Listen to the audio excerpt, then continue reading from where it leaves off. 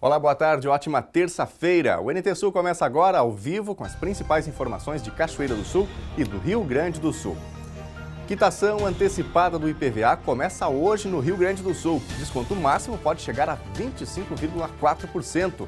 Ministério Público cobra melhorias no serviço de telefonia móvel em Cachoeira do Sul. A Anatel garante que o meio rural deve ser atendido pela Oi e não pelas operadoras Vivo e Claro, mas elas continuam vendendo pacotes sem atender às necessidades dos consumidores. O Ministério Público, aquele que vende um telefone móvel para a zona rural, tem que disponibilizar o sinal? Professores de Cachoeira protestam em frente à Prefeitura. Categoria entregou ao prefeito 16 pontos de reivindicações. Clima entre manifestantes e executivo teve momentos de tensão. E a gente passa limpo hoje o projeto do Rotativo Pago de Cachoeira do Sul. E tem ainda a segunda reportagem sobre o gaúcho Cláudio Duzic. A gente mostra hoje como ele desenvolveu uma plataforma que transforma impulsos cerebrais em comandos para um computador. Faz a leitura das ondas cerebrais. Então, a minha missão era como transformar, como dizer para o computador que aquela ordem cerebral se converta num apertar de teclas, por exemplo. Estes e outros destaques na tela da TV a partir de agora.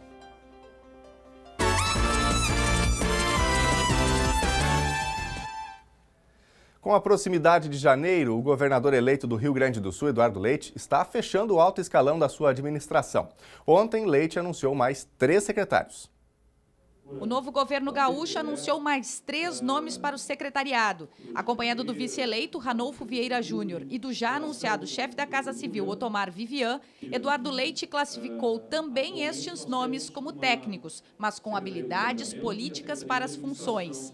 Eduardo Cunha da Costa, que é procurador de carreira do Estado, será o titular da PGE. Ele já acompanha o novo governador na tentativa de manutenção da liminar que hoje suspende os pagamentos das parcelas da dívida com a União.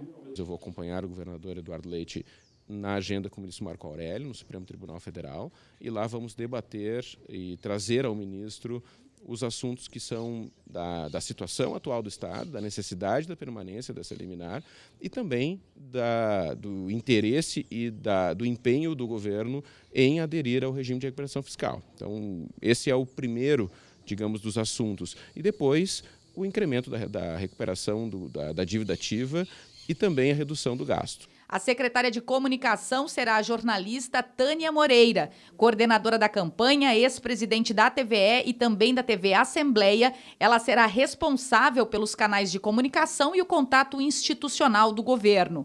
Nós precisamos fazer uma comunicação interna, uma comunicação de dentro para fora e uma comunicação também para a imprensa. Não se preocupar somente em divulgar, mas ter essa comunicação. Temos mesmo muitos desafios pela frente, a gente já está num processo de transição com o atual governo e especialmente com relação à TVE, é um assunto que eu preciso fazer uma imersão em tudo, em todos os procedimentos que foram adotados até agora e o que nós podemos fazer daqui para frente. Natural de Brasília, funcionária de carreira do Senado e ex-secretária de Gestão do governo Rodrigo Hollenberg, do Distrito Federal, Leani Lemos será a secretária de Planejamento e possivelmente também da Modernização Administrativa. Ela já identifica como desafios as questões do déficit público e da Previdência. Estados e municípios no Brasil, nós temos mais de 2.000 sistemas de previdência e todos eles, nos próximos anos, vão sofrer muita pressão. Então, essa é uma questão estrutural que tem que ser tratada e que depende não só do governador aqui, mas também depende do governo federal, do Congresso Nacional, e eu acredito que o governador vai trabalhar ativamente para que sejam aprovadas reformas de forma a trazer mais sustentabilidade para o sistema. E o outro é o problema de endividamento de longo prazo, a dívida consolidada do Rio Grande do Sul. O lado da Receita acaba tendo limites, quer dizer, você vai aumentar mais impostos, é difícil porque você onera a capacidade produtiva, você tem uma curva que tem um equilíbrio, tem um momento que quanto mais você cobra, menos você arrecada. Então, eu acho que tem ganhos de eficiência que podem ser feitos dentro da máquina, na arrecadação, isso vai ter que ser estudado, mas também do lado da despesa fortemente. Eduardo Leite adiantou que o número de secretarias não deve ser maior do que 22. Cultura, esporte, lazer e turismo devem ser divididas. Também será separada da segurança pública em uma secretaria a administração carcerária. O próximo nome a ser anunciado ainda esta semana deve ser o da Secretaria de Governança e Gestão. A partir daí, o governador eleito também considera as questões da representação política. O povo deu legitimidade a um novo governador e deu legitimidade também a deputados, a partidos políticos, forças com as quais nós temos que nos relacionar. Então nós estamos conversando com cada um dos partidos, estamos ajustando, identificando a capacidade técnica de cada um para as suas áreas de maior relação, para construirmos também esse secretariado, que considera as condições políticas, tanto para que o governo tenha capacidade de gestão, mas também as habilidades técnicas das figuras dos partidos políticos.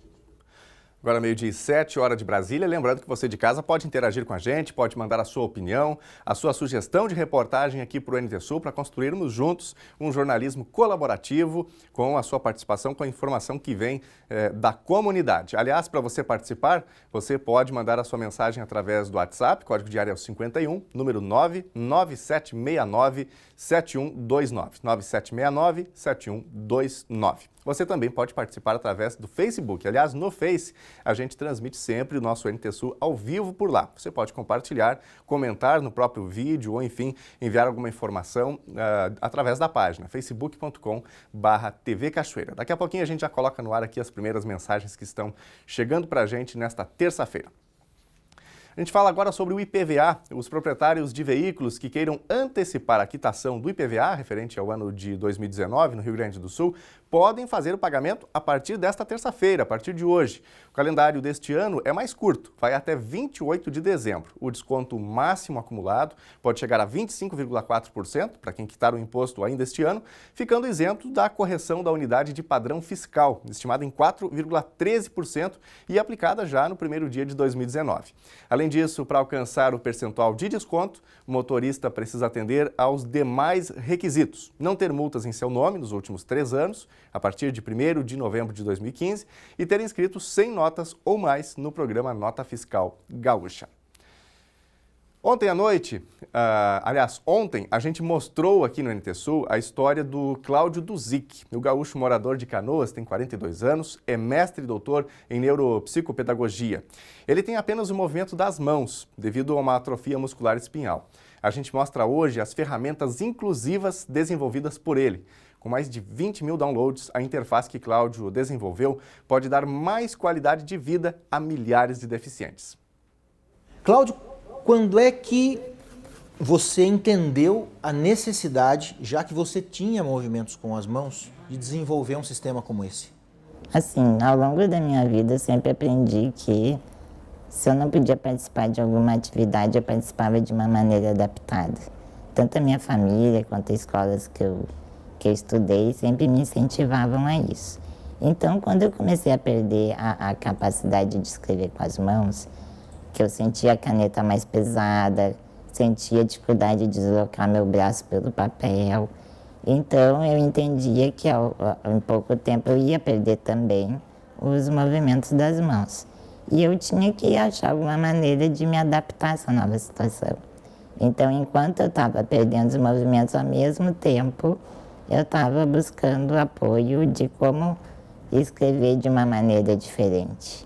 Então, nas horas do intervalo das aulas de psicologia, eu ia para a biblioteca estudar livros de informática, porque eu precisava desenvolver algum programa, algum software que me possibilitasse no futuro continuar escrevendo.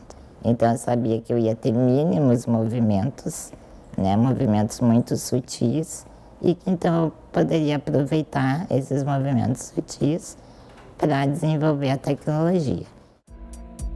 É aí que surge sua primeira invenção, o Mouse Key, um teclado que escreve através do mouse e permite a comunicação via computador. De início eu criei um teclado virtual chamado Isso, que é o Mouse Key. Isso, que tem letras e sílabas, que daí eu defendi no meu mestrado. Só que como eu também sei que progressivamente eu vou perdendo a capacidade de fala, de comunicação, eu também precisava me antecipar, sabendo o que vai me sobrar. Vai me sobrar a capacidade mental, a capacidade de pensar, de desejar, de querer me comunicar. Então, Eu sei que com as ondas cerebrais preservadas eu tinha que aproveitá-las para desenvolver uma interface que eu pudesse digitar através de comandos cerebrais. E aí que nasceu a tiara? Aí que nasceu o Music, que se utiliza, né, de uma tiara, que ela é um eletroencefalograma portátil, que ela faz a leitura das ondas cerebrais. Então a minha missão era como transformar, como dizer para o computador que aquela ordem cerebral se converta num apertar de teclas, por exemplo. Então daí foi onde eu fui aprofundando meus estudos, né? E a partir dali então se desenvolveu essa interface. O equipamento que Cláudio desenvolveu está emprestado a um jovem com paralisia grave e sua satisfação é saber que a invenção proporciona mais qualidade de vida ao jovem deficiente. Ele conta com orgulho que suas invenções podem ajudar milhares de pessoas. Quando eu comecei a transformar ele numa dissertação de mestrado, eu achava que ia beneficiar poucas pessoas. Porque no dia a dia a gente não vê tantas pessoas com deficiência, tantas pessoas com limitações. A gente sabe por dados IBGE que são milhares de pessoas. Mas no meu entendimento eu achava, bom, vou beneficiar umas 10, 20 pessoas. Mas aí quando o Senado Federal me chamou para me intitular Comendador dos Direitos Humanos, dizendo que mais de 13 mil pessoas, né, enviaram depoimentos de que voltaram a poder escrever. Daí foi onde eu tive uma proporção de quantas pessoas precisam. A psicóloga Lisiane Romerich afirma que a limitação motora não compromete, pelo contrário, pode estimular a capacidade do cérebro em pessoas como Cláudio. Porque o fato dela ter uma limitação física não significa que ela tenha uma limitação emocional ou racional. Ela pode ser tão inteligente quanto qualquer pessoa ou muitas vezes mais inteligente. E às vezes ela é tão melhor porque ela precisa auxiliar a inteligência dela, juntar a inteligência dela com aquilo que ela não tem em termos, por exemplo, motora, né? Então ela tem que se superar na parte motora, para mostrar que ela é capaz, e ainda na parte cognitiva e emocional. Naturalmente, a nível mental, ela já está trabalhando o cérebro muito mais do que nós, que estamos na nossa capacidade perfeita. Porque ela tem que usar forças e objetivos de onde ela não tem, de um cérebro que muitas vezes está lesado em função da doença. Então ela usa a capacidade e cria dentro daquele cérebro mais capacidades ainda dentro da sua formação neurológica para poder dar conta daquilo que ela não tem condições. A mãe, Dona Elisa, fala com emoção quando dirige a palavra ao filho Cláudio. Eu me sinto muito feliz, muito honrada. Me sinto às vezes constrangida que muitas pessoas... Ah, é a mãe do Cláudio. Oi, mãe, eu chamo a mãe do Cláudio. Muitas pessoas esquecem de chamar o meu nome. Mas ao mesmo tempo eu fico tão orgulhosa que eu sou a mãe do Claudinho. E eu me sinto feliz que ele escolheu de me ter dado o Cláudio como filho. Isso. Mais pra trás. Fiz uma última pergunta ao Cláudio. Existe limitação?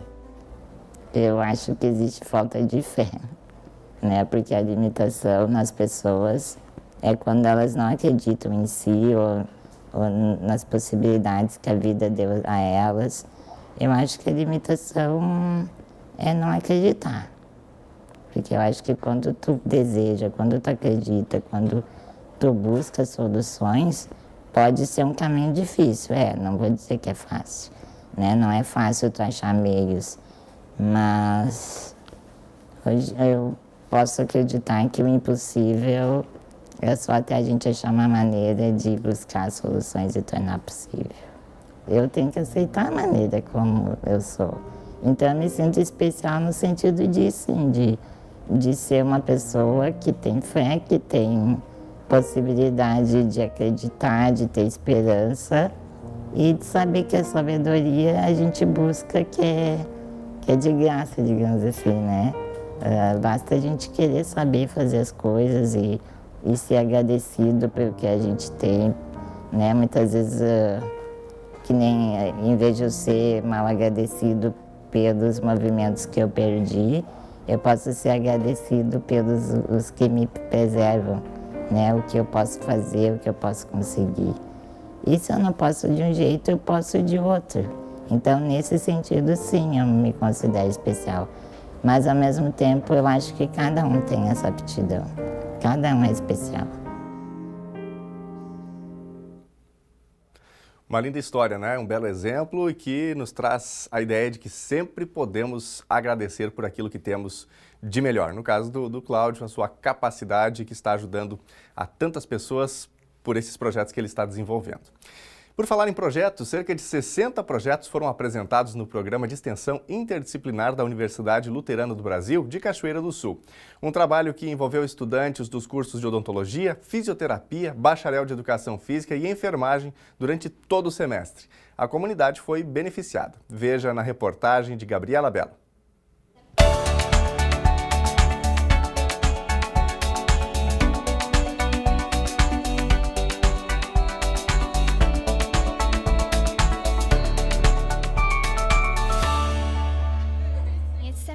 A gente fez um trabalho muito mais social, muito mais de proximidade, de conhecimento com eles, do que mais técnico de atendimento. Então agora a gente buscou mais se conhecer, ficar amigo, conquistar eles, para que nos próximos semestres os atendimentos odontológicos sejam mais facilitados. Esta foi a contribuição da Daniela, que está no 8º semestre do curso de odontologia. O grupo de 10 estudantes desenvolveu na PAI de Cachoeira do Sul um trabalho social. Já estas duas acadêmicas de enfermagem escolheram desenvolver um projeto na Casa da Criança. Uma instituição filantrópica, ela atende alunos no turno inverso, né? Se tu estuda pela manhã, à tarde tu fica ali, alunos de 6 a 15 anos, né? Eles desenvolvem oficinas e aí a nossa função era fazer um diagnóstico situacional da instituição, identificar as necessidades de saúde daquele lugar, ver se algumas crianças estavam em estado de vulnerabilidade e como eles faziam a intervenção, né, para recuperar essa criança. O grupo do Everton, que é estudante de enfermagem, criou o primeiro grupo de idosos da SF7. A gente teve a participação também dos acadêmicos da odontologia, onde eles ajudaram a gente dando auxílios de escovação, acadêmicos também da psicologia e acadêmicos do curso de educação física fazendo alongamentos.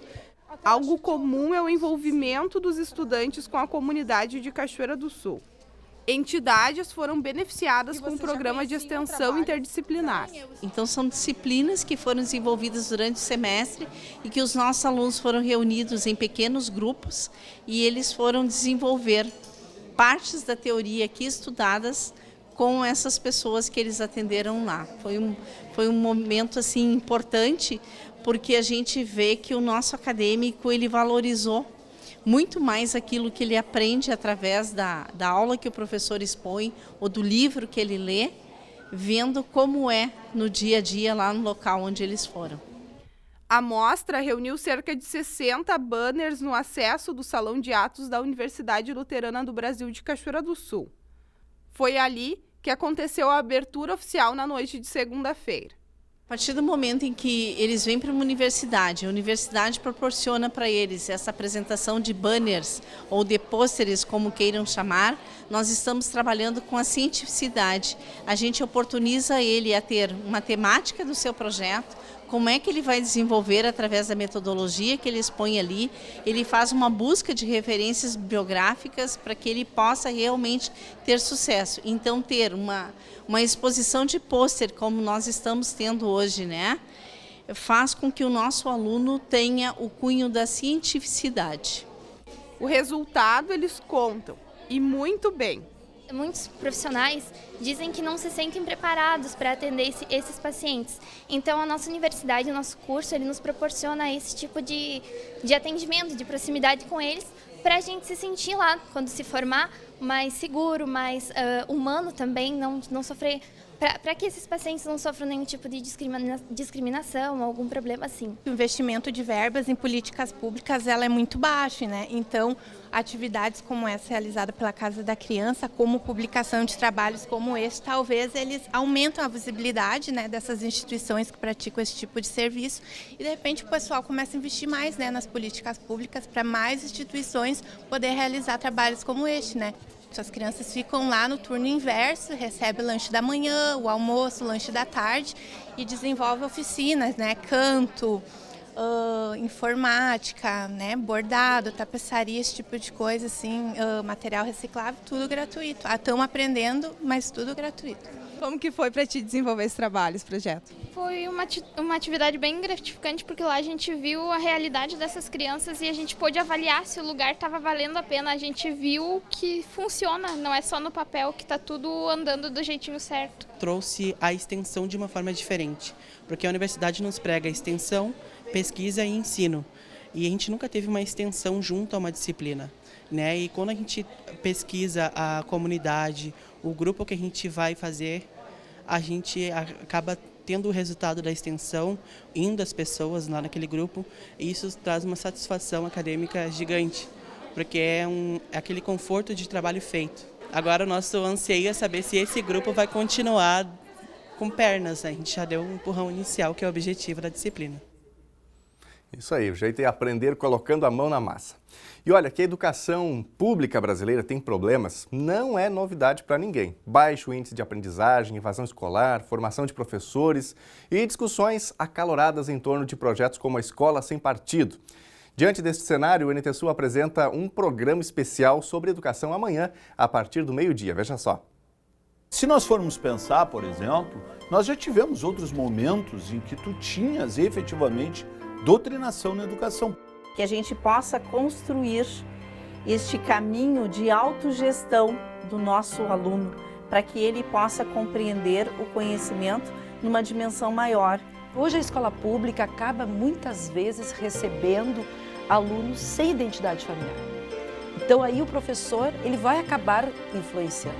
Então, o que nós temos feito, eu acho, ao longo do tempo, enquanto gestão na educação, por todos os governos, é um processo de desvalorização do professor. Mas essa dignidade o professor tem e ele está fazendo, está desempenhando e precisa ser mostrado. Nós não construímos uma escola de qualidade sozinhos, professores e alunos. A gente tem que ter o suporte da família. E amanhã, a partir de meio-dia, aqui na Novo Tempo. Um homem de 57 anos morreu e outro de 60 ficou ferido após um acidente de trabalho ontem em Agudo, interior do Rio Grande do Sul. Conforme a Brigada Militar do município, os dois trabalhavam pela prefeitura e estavam escavando uma obra de tubulação quando foram soterrados. Ainda segundo a Brigada Militar, Antônio Nélio Cavalheiro, de 57 anos, morreu no local e Arnaldo Quilian foi encaminhado para o hospital de Agudo. A prefeitura decretou luto de 3 dias pela morte do servidor. Ainda segundo a assessoria, a prefeitura vai prestar todo o auxílio para a família da vítima. Conforme o hospital de Agudo, a vítima ferida, Arnaldo Quilian, foi removido para o Hospital Universitário de Santa Maria. Agora, meio-dia e 24, hora de Brasília, hora da sua participação com a gente aqui no NTSul. Já mandou seu recadinho? Já anotou o nosso número de WhatsApp aí no seu telefone? Então, anote já, código de área é o 51, número 997697129, está aí na tela. Você pode anotar para interagir com a gente ao vivo aqui no NTSul e também para fazer a sua sugestão de reportagem, para interagir com a equipe de jornalismo aqui da Novo Tempo. Vamos trazendo aqui já as primeiras participações, ou algumas das participações. O Lauro e também a Olda de Vera Cruz. Grande abraço para vocês, muito obrigado pelo carinho, pela sintonia aqui na Novo Tempo nesta terça-feira. Diz que estão sempre acompanhando não só o NTSul, mas também como o restante da programação da TV. Muito obrigado, viu?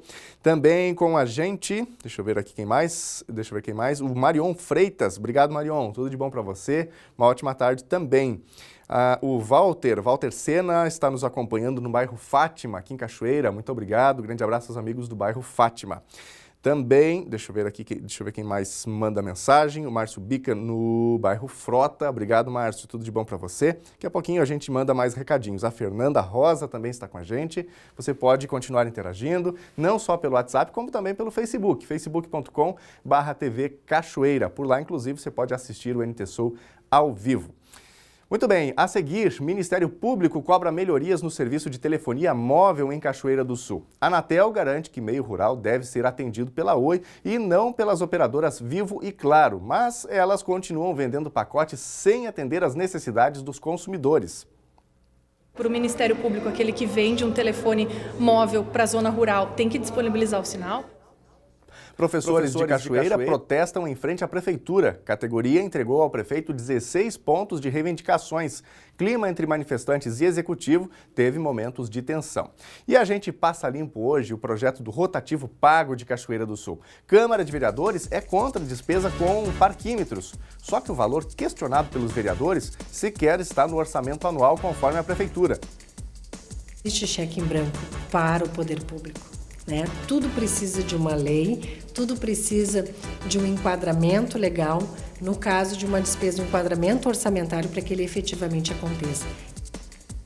A gente conta todos os detalhes depois do intervalo.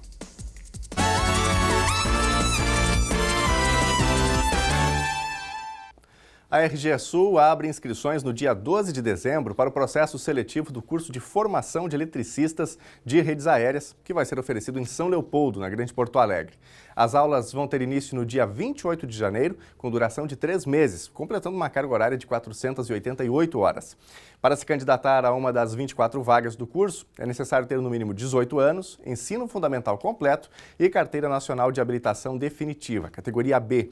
Além disso, o candidato precisa residir nas cidades de São Cepé, Sobradinho, Cachoeira do Sul, Mata, Monte Negro, Lajeado, Santa Cruz do Sul, Venâncio Aires, Uruguaiana, Portão ou Sapiranga.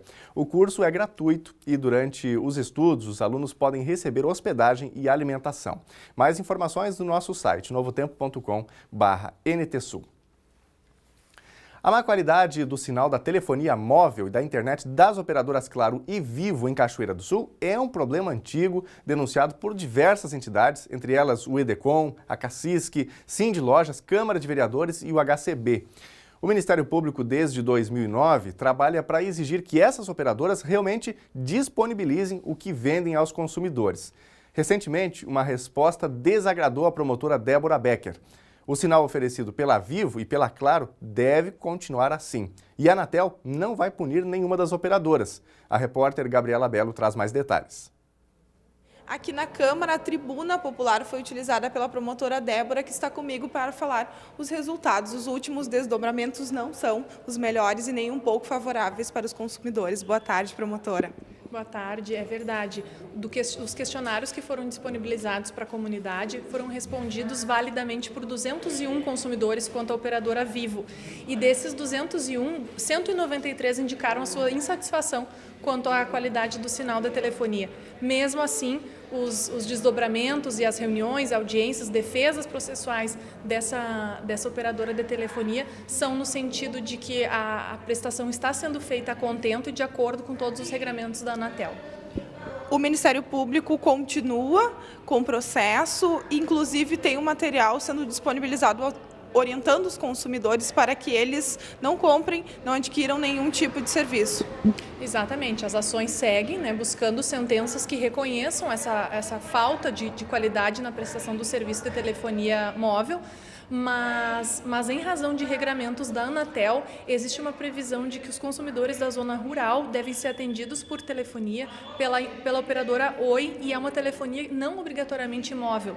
Então não existe a obrigatoriedade de prestação de um sinal de telefonia móvel para a zona rural pelas operadoras que vendem na rua. Então o Ministério Público está divulgando esse material agora, orientando esses consumidores a ligarem para um 0800, e isso vem de uma parceria, de muita conversa também com o PROCON, no sentido de orientar esses consumidores para que aqueles que moram na zona rural ou que querem fazer uso de telefone na zona rural tenham acesso da forma adequada e busquem com a operadora corretamente para depois poder exigir realmente os seus direitos com certeza de garantia de prestação desse serviço, porque quantas operadoras de telefonia móvel, infelizmente hoje, o regramento que se tem não é dos mais favoráveis para esse atendimento na zona rural.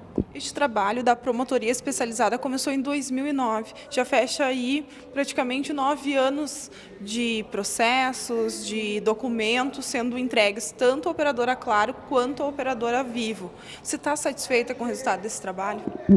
Não, a satisfação que se tem é de ver que, aos poucos, esse assunto vai se tornando mais familiar para as pessoas que trabalham com ele, para os consumidores, para aqueles que estão envolvidos nesse assunto, dando uma maior aproximação do Ministério Público com o PROCON, com a Anatel e com as empresas de telefonia que hoje entendem perfeitamente o que diz cada obrigação de cada um. Ainda que confrontem, ainda que não haja consenso entre esses órgãos, mas todos eles, existe uma aproximação para que a gente ao menos entenda os termos técnicos que muitas vezes são usados nas defesas e que para nós são de difícil compreensão, de modo que depois de toda essa integração, ainda que não se tenha havido um consenso quanto ao que deve ser prestado e o que não deve, porque para o Ministério Público, aquele que vende um telefone móvel para a zona rural tem que disponibilizar o sinal, mas ainda que não exista isso, o Ministério Público hoje tem condições de fazer essa inserção de mídia, informando os consumidores para que comprem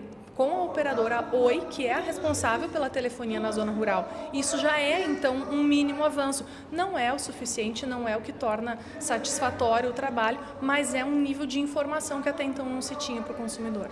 Algo contrário, porque a própria empresa tinha uma campanha publicitária onde colocava que esse serviço estava disponível para os moradores, para os usuários da zona rural. Exatamente, nenhuma campanha publicitária menciona nem minimamente essa restrição. E aí, quando a gente vai conversar em reuniões, em audiências, em laudos, em processos, vem a informação de que dentro dos estabelecimentos não existe a obrigatoriedade do fornecimento, de que na zona rural não tem a obrigatoriedade do fornecimento. Mesmo assim, a gente está vendo na televisão as inserções de mídia com o oferecimento desse serviço para a zona rural, com artistas famosos se falando ao telefone dentro de estabelecimentos fechados. Então, em nenhum momento tem nenhuma chance do consumidor sequer suspeitar de que ele está sendo enganado e, na verdade, no entender da gente, ele está. Bom, seguimos acompanhando. Muito obrigada por todas as informações, promotora. Não, por isso. Obrigada, sempre à disposição. O cliente precisa ficar esperto, né? Na hora da venda, o produto é sempre lindo, mas depois que você adquire aí um pacote de serviços, especialmente como internet ou a própria telefonia móvel, por isso é bom já fazer uma pesquisa antes de comprar, para que você não compre gato por lebre, né? O Programa Educacional de Resistência às Drogas e à Violência tem formatura amanhã à tarde em Cachoeira do Sul. Somente este ano, em torno de 500 estudantes receberam a formação do PROERD, ministrada por integrantes da Brigada Militar. É isso, Lena Caetano? Daniel, nesta quarta-feira, a partir das 2h30 da tarde, então, no auditório da UBRA, segunda e última formatura do ano de turmas do PROERD. Major Soligo conosco mais uma vez. Major, qual a importância realmente, que retorno tem para o trabalho da Brigada Militar a realização desse serviço, desse trabalho, dessa formação junto à gurizadinha, junto aos estudantes? Para nós é a questão da prevenção, né? Então é a parte da Brigada Militar que faz então a prevenção à violência e ao uso de drogas. Utilizamos no 5º ano, né, que é aquele momento, aquela idade que eles estão mais propensos a entender o que a Brigada, né, através dos seus instrutores do PROERD, quer apresentar para eles, para que eles tenham condições de conhecer as consequências, né, do uso das drogas e do uso da violência, para que eles, tendo contato, né, tenham condições de discernir o que é certo ou errado, né? Hoje em dia, infelizmente, as nossas crianças, os nossos jovens terão contato tanto com as drogas quanto com a violência. Então, é o papel preventivo da Brigada em fazer uma conversa com essa gurizada, com esses pré-adolescentes, para que eles saibam o que é o tema e o que pode causar para a vida e para a família deles. Durante o ano, militares vão na sala de aula, conversam com as crianças, né, passam instruções e informações, eles têm inclusive a cartilha do PROERD, né, e a gente percebe que para a Brigada Militar isso é um trabalho que vocês priorizam, né, porque não é um trabalho que é 100% subsidiado, né. a Brigada Militar corre atrás, precisa de parceiros para conseguir manter o projeto.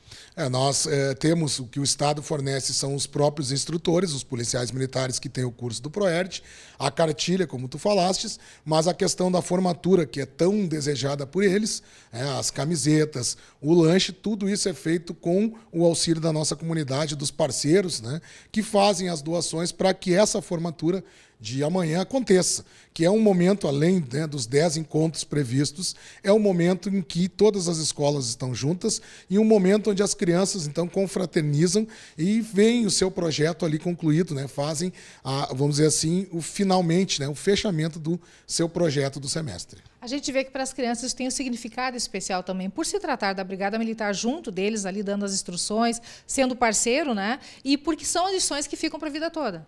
Com certeza, para nós é gratificante, muitas vezes a gente passa na rua, né?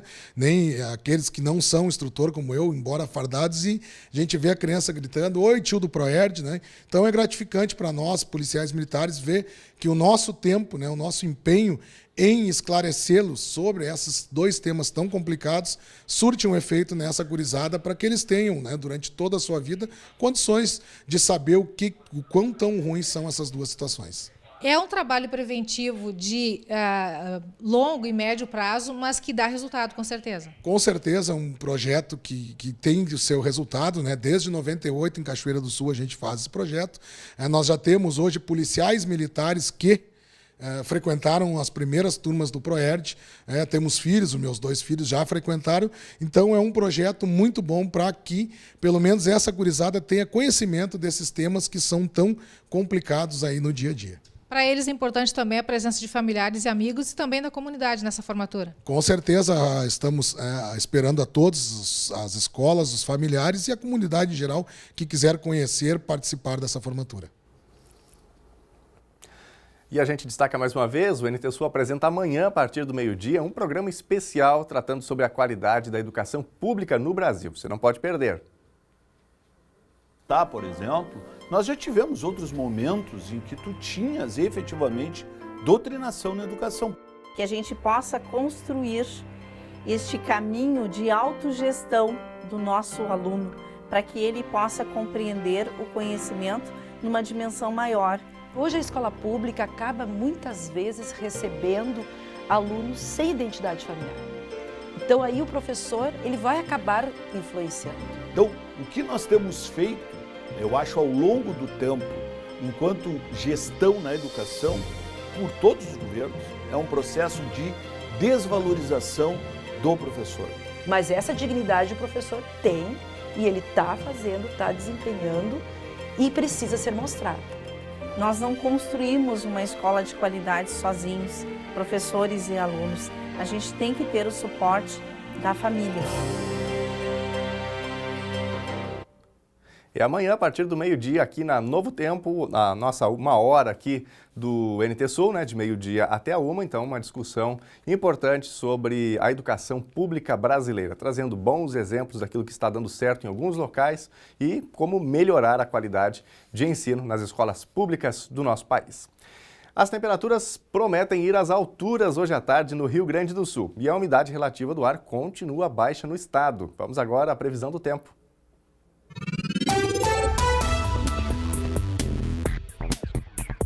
Terça-feira de muito sol em Cachoeira do Sul e umidade relativa do ar em 33%. Temperatura mínima 20 graus e máxima 36.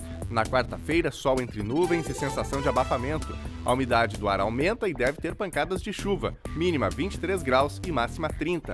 Na quinta-feira, também tem sol entre nuvens, umidade elevada e sensação de abafamento novamente. Mas as temperaturas não sobem muito. Mínima 22 graus e máxima 31. Confira no mapa como fica o tempo hoje. Após registrar a tarde mais quente da primavera no Rio Grande do Sul, na segunda-feira, o estado deve ter novamente o predomínio do calor nesta terça. Os valores mais altos são esperados na região metropolitana, onde os termômetros vão se aproximar de 40 graus. À tarde, de acordo com a SOMAR Meteorologia, a umidade relativa do ar fica baixa em todo o Rio Grande do Sul, especialmente nas regiões centrais e no oeste gaúcho.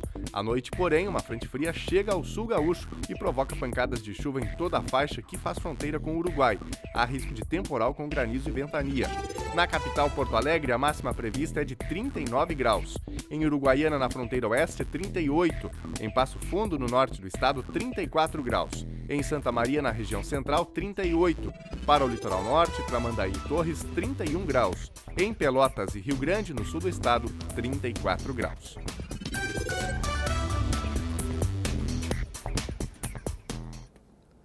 A insatisfação dos professores municipais de Cachoeira do Sul com o tratamento que estão recebendo da administração municipal se transformou em manifestação. Foi hoje de manhã em frente à prefeitura.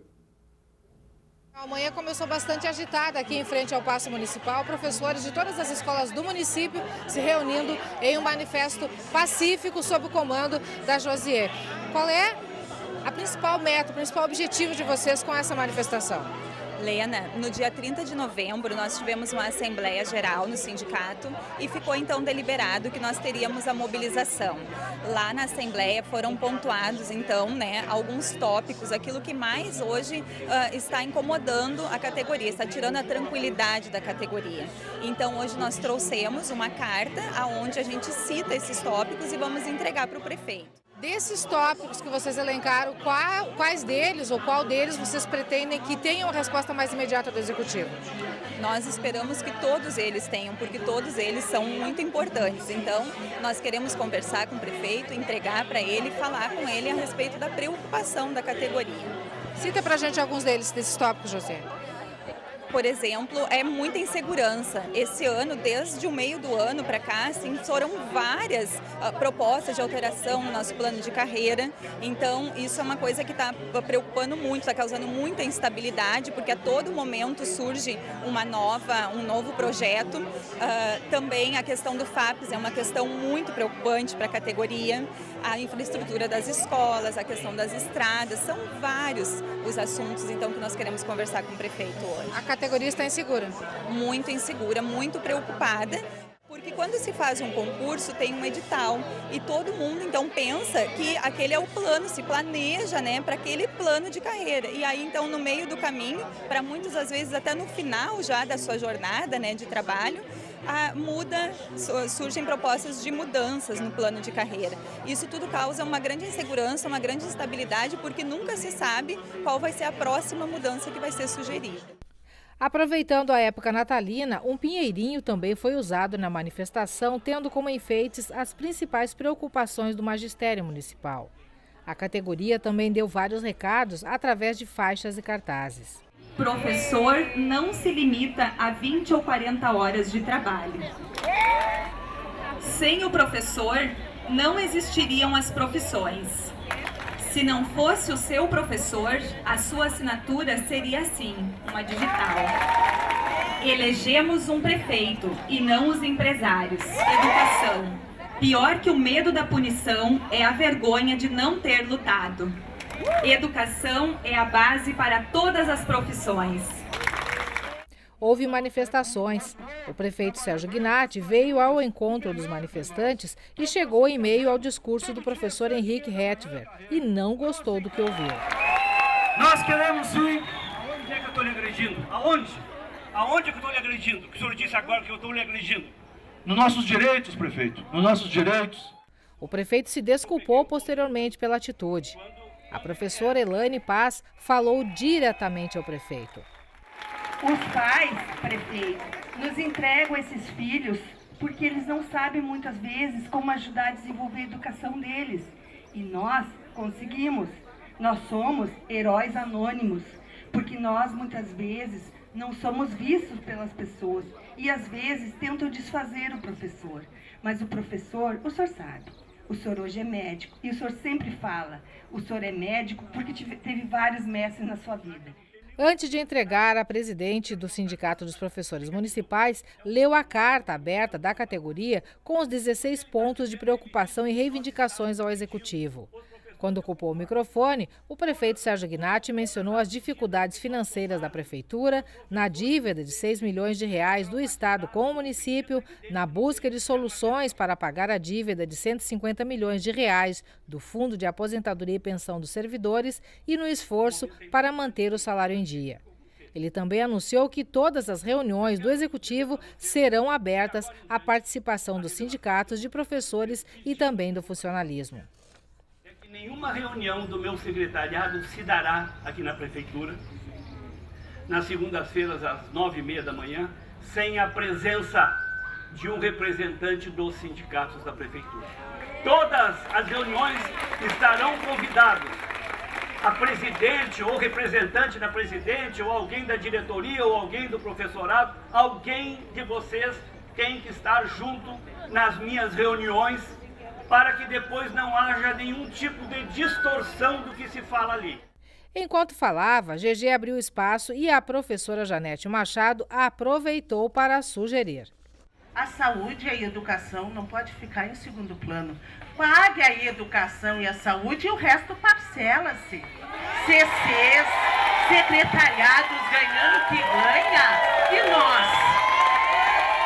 O que está levando o nosso município ao caos? É os cabides de emprego, gente. Não é o professor que ganha, a miséria que ganha. O prefeito prometeu atenção especial às reivindicações dos professores, mas fez questão de destacar a prioridade que dá ao pagamento em dia do funcionalismo sem parcelamento e ao esforço para fazer o mesmo com o 13º. A presidente do sindicato não deixou por menos. Receber em dia é um mínimo que a gente espera. Tá? Quanto a como vai ser, para isso foi que nós lhe elegemos, né? E o senhor elegeu os seus secretários. Então, a nossa obrigação é lhe cobrar e pedir que seja feito o pagamento, né? Da forma, então, que vocês entenderem que vão ter que fazer, mas nós precisamos é que seja feito o pagamento, porque daqui a 2 anos o senhor está saindo, mas nós vamos ficar. Muitos que estão aqui estão quase aposentando. Nós, que ainda falta bastante tempo, nós contribuímos todos os meses, sonhando que um dia nós também vamos nos aposentar. Então nós contamos com a sua sensibilidade. E estas demandas do funcionalismo público de Cachoeira do Sul são o tema do comentário de Júlio Mafuz.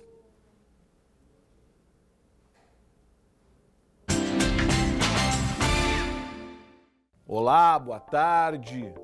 Agora pela manhã tivemos uma grande mobilização por parte dos professores municipais em frente à Prefeitura Municipal, questionando, reivindicando vários pontos em relação à carreira dos professores ao senhor prefeito municipal.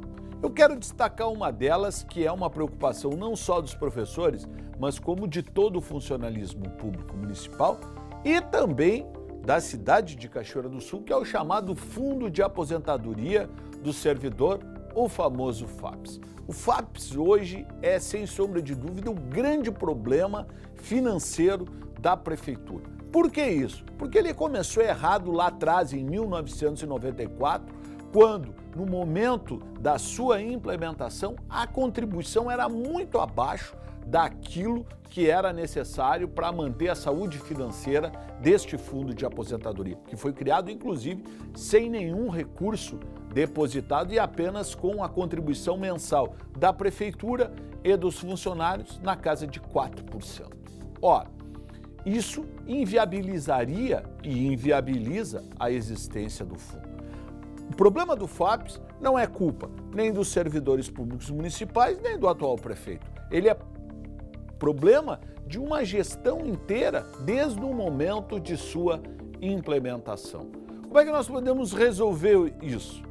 Eu vejo muitas vezes se falando em gestão. Ora, não tem como se fazer gestão num processo no qual não se tem dinheiro suficiente para se colocar dentro do fundo de aposentadoria. O que tem sido feito hoje são parcelamentos que, na verdade, nada mais são do que empurrar para frente o problema para não inviabilizar a prefeitura municipal. Aliás, quero deixar muito claro, se os vereadores não aprovarem novamente um parcelamento ao FAPES, provavelmente no ano que vem nós teremos sim atraso na folha de pagamento dos servidores públicos municipais, porque não havendo parcelamento, nós não teremos mais o ingresso de diversos recursos que vêm de fora, porque daí o município fica inviabilizado. Como é que nós podemos resolver isso? Eu não vejo outra saída que não seja uma grande mobilização de todos os prefeitos municipais que têm problemas com seus fundos de aposentadoria e pedir socorro à União. Sem isso, nós não conseguiremos resolver o problema. A Prefeitura Municipal não tem patrimônio para ser vendido que possa cobrir esse déficit com o FAPES. No nosso caso, nós não temos nenhuma estatal para vender, por exemplo. Não temos nada.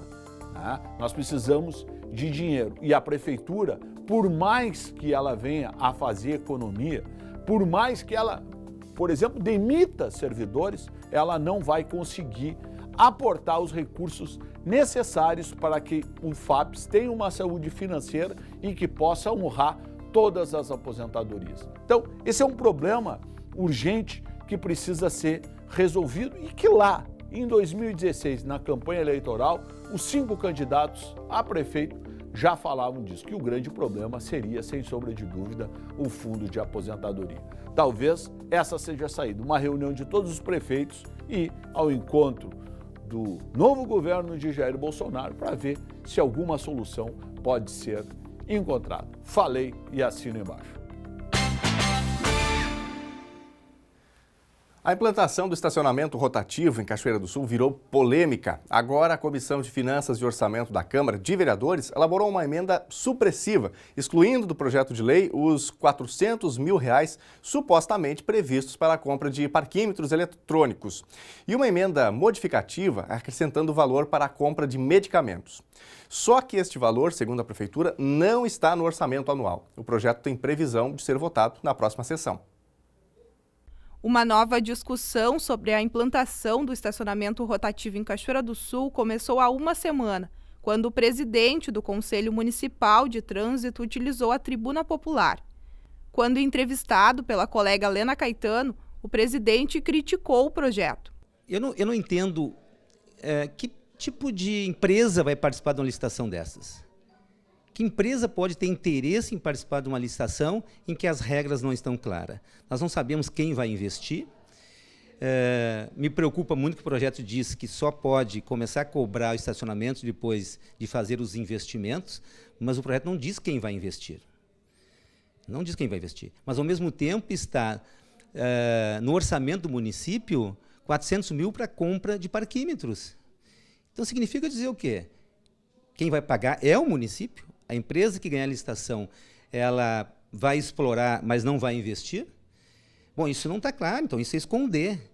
Nós precisamos que isso esteja mais claro para o contribuinte que vai pagar e o que nós, num levantamento feito, não se sabe exatamente porque não se sabe quanto vai ser cobrado, mas que isso de 2 a 5 milhões de reais por ano de dinheiro do município que vai para uma empresa possivelmente de fora, uma vez que nós não temos empresas aqui especializadas nesse trabalho. Na data, alguns vereadores debateram. A maioria das manifestações foi para criticar o texto do projeto. Para medicamentos, no ano, o município gasta R$400 mil. E agora, para fazer a licitação do estacionamento rotativo aí, pago, ele vai colocar R$400 mil em parquímetros para uma empresa particular explorar o ramo. Ou seja, você vai dar o restaurante montado com a cozinha, com a comida, chega alguém só para vender o produto e faturar o lucro, né? Tem algo errado por aí, tenho certeza. Eu vou atrás e vou tentar descobrir, né? E eu acho que tem coisa errada, né? E nós estamos aqui como vereadores fiscalizadores também. Eu sou a favor do estacionamento rotativo, mas não dessa forma que eles querem aí. Hoje, com essa fala do presidente do CONTRAN, também, já que alguns assuntos aqui em relação à saúde, por exemplo, nós já trancamos projetos aqui enquanto não viesse o parecer do Conselho. Então, eu acho que enquanto não vier esse parecer do CONTRAN, não tem como nós votar esse projeto. A previsão é de que o PL seja votado na próxima semana. Um pouco antes da sessão de segunda-feira, a Comissão de Finanças e Orçamento da Câmara de Vereadores elaborou uma emenda supressiva, excluindo do projeto de lei os R$400 mil previstos para a compra de parquímetros eletrônicos, e uma emenda modificativa acrescentando o valor para a compra de medicamentos. O presidente da comissão comentou: nós nos debruçamos junto, eu e o Lúcio ali, também fomos a Porto Alegre para tentar entender semana passada essa situação desses 400 mil, porque, ao meu ver, e ao ver de muitas pessoas, não tem necessidade da prefeitura comprar parquímetro. A empresa que for contratada é ela que tem que comprar o parquímetro, né? E a prefeitura não pode ter um gasto absurdo desse. O valor, segundo a secretária municipal da Fazenda, não está no orçamento anual da prefeitura, contradizendo a informação dada pelo presidente do CONTRAN. Então, não é que vai custar os 400 mil. Foi um valor que foi sugerido de uma forma bem bruta, sem ter sido trabalhada em relação a isso, e que trata de todo o programa em si, assim como todos os demais programas que estão no PPA. Os programas que estão no PPA, eles foram dispostos, só que a gente não trabalhou em cima disso. Por isso que existem as leis orçamentárias. O que eu faço quando eu trago para uma lei orçamentária? Eu vou ver efetivamente qual é a previsão de receita. Bom, em cima da previsão de receita, eu vejo quais são os programas que estão instituídos e eu coloco valores para isso.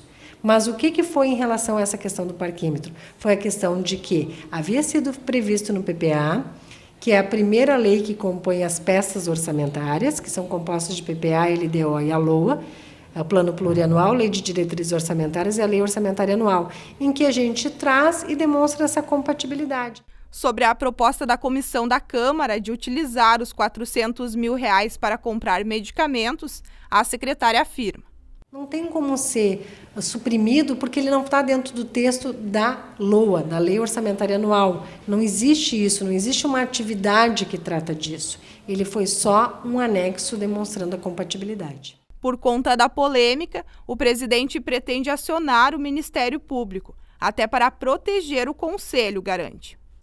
E a minha sugestão ao CONTRAN é que a gente, de certa forma, comunique o Ministério Público do comportamento do prefeito e não ter enviado ao órgão, para que nós nos eximimos de qualquer forma e de qualquer repercussão que isso venha a ter.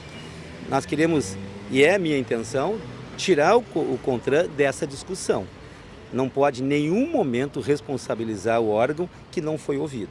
E muitas pessoas, e talvez muitas pessoas envolvidas nesse processo, podem continuar imaginando que o CONTRAN endossou esse projeto. E tem que ficar claro, e nós vamos comunicar, é a minha intenção, evidentemente que meus pares podem não concordar, mas é a minha intenção na reunião hoje, é que a gente comunique ao Ministério Público que esse projeto, que foi à Câmara, não tinha anuência, a concordância, sequer nós tivemos conhecimento dele antes de ir para a Câmara de Vereadores. Não existe cheque em branco para o poder público. Tudo precisa de uma lei, tudo precisa de um enquadramento legal, no caso de uma despesa, um enquadramento orçamentário para que ele efetivamente aconteça.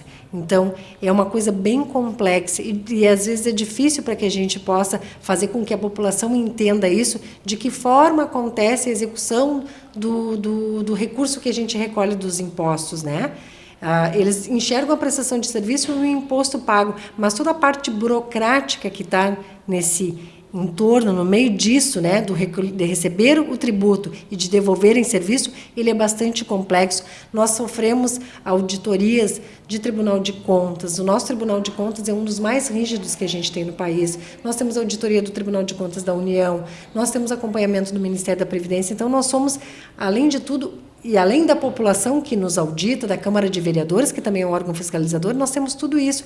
Então, ele é um trabalho feito aqui em que a gente tem que atender toda a legislação, sim. O NT Sul desta terça-feira fica por aqui. Outras informações em novotempo.com/NT Sul. Ótima tarde para você, até amanhã. Tchau.